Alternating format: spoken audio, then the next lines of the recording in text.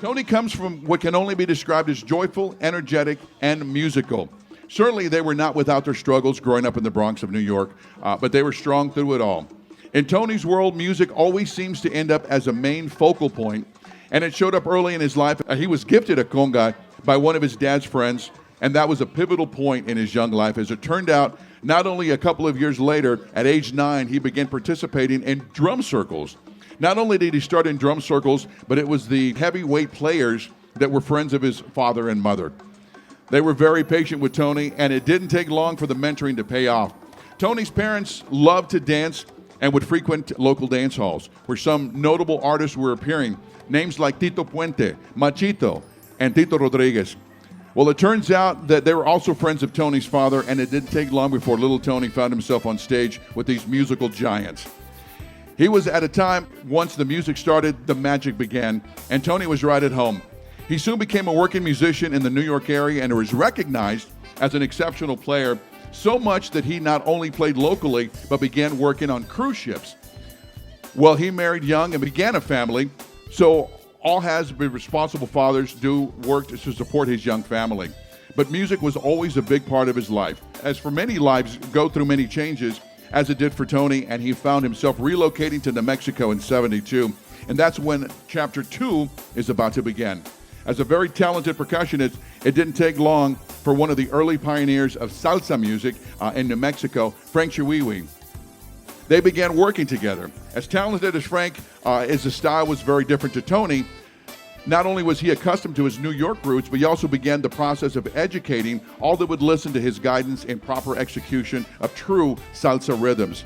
He became an educator at UNM and doing just that, teaching proper salsa rhythm techniques. Two of his sons have become nationally recognized, Mark and Camillo.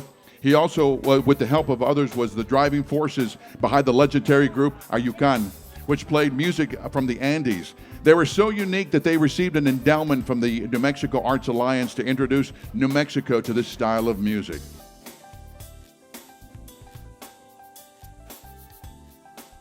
When did you start playing, and what came first, drum set playing or percussion? And what did you see or hear that was that moment that said, I gotta do this, I gotta be a drummer or percussionist? Trying to pinpoint a moment for me is kind of difficult. My dad is a percussionist, and my brother's a huge famous percussionist. Time I was born, he was already traveling around the world, touring.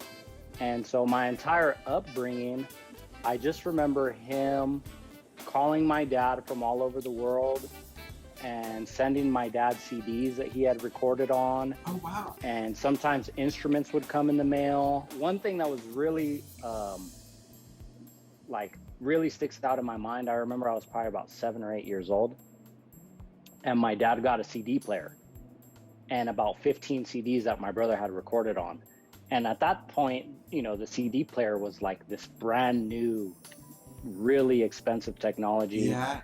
And having CDs was CDs cost $20 or $30 a piece at that point. And it was all because they were promo CDs that my brother had recorded on, and he had sent them to my dad to listen to and stuff like that. So growing up, there was rehearsals in my house. There was drums everywhere. There was always musicians coming by. Every weekend was turned into a jam session. And I distinctly remember around 8 or 9 being Dad, I want to play the drum set. And that was one of the instruments that we didn't have in my house. Oh, because wow. We always had Latin percussion. We had bongos and congas and timbales and shakers and toys and tamboras and bombos and all kinds of traditional Latin percussion stuff. but the drum set was something that we didn't have. And I was always very enthralled with the drum set. There was a drummer in one of the bands that my dad was in, and he wanted to learn congas. So my dad traded him percussion conga lessons for drum set lessons for myself. Nice. I was at the age of 9. And so at that point, I learned a lot of very cool early rudiment stuff that at that point I was like, this stuff is just unapplicable. Like, when are you gonna, like, no beat has a roll in it, a double stroke roll. No beat has a paradiddle or anything. I would practice the motions, and they were so slow going, and the learning process at the beginning is so slow going. After a few months, my dad was like, you're not practicing, and I'm giving this guy lessons for free. And so we had to cancel the lessons. Oh. Right?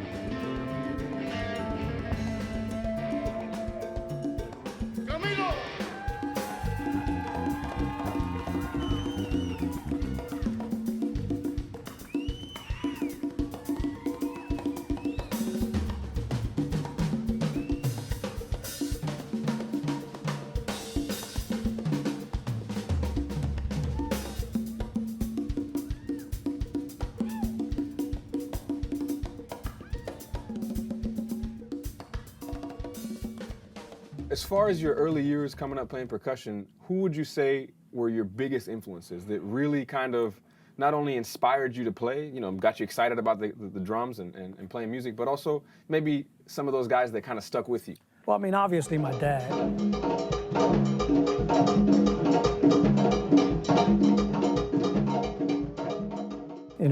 Tony Quinones and my uncle Rafael Quinones were my major influences when I was coming up. 40 years of the Allman Brothers Band, and I've been 18 years of that history, which is unbelievable.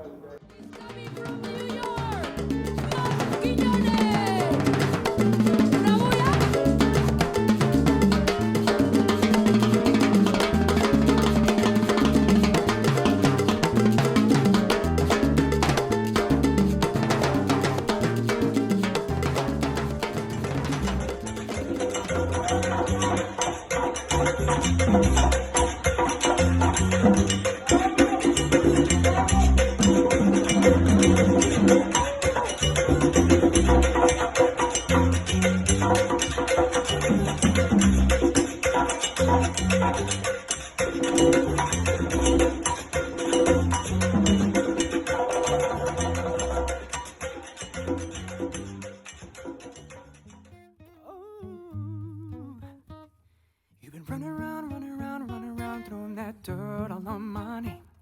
'Cause you knew that I'd call you up. You've been going around every party in LA. 'Cause you knew that I'd be at one. Oh, I know that dress is karma, perfume regret. You got me thinking about when you were mine. Oh, and now I'm all up on you. What you expect? But you're not coming home with me tonight. You just want attention. You don't want my heart. Maybe you just hate the thought of me with someone new. Yeah, you just want attention.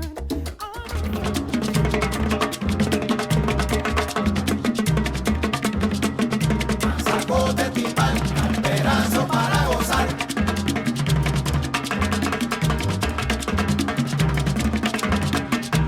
Quinones pa' guarachar.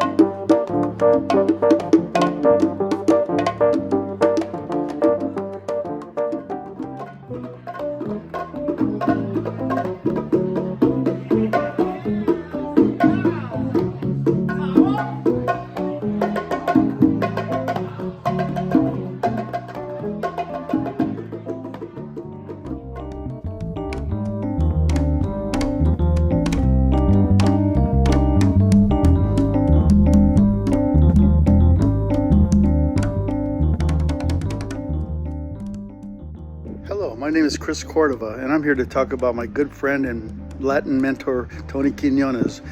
Tony has been with my band for about 3 years, although I've known about him for many years. He's been a Latin mentor to many of us here in New Mexico, and he's got a well-deserved induction into the New Mexico Music Hall of Fame. Tony has been an amazing friend, an amazing Latin mentor, and no one deserves it more. He's played with everybody in town, and he's a wonderful guy, a wonderful friend. Congratulations, my brother, Tony.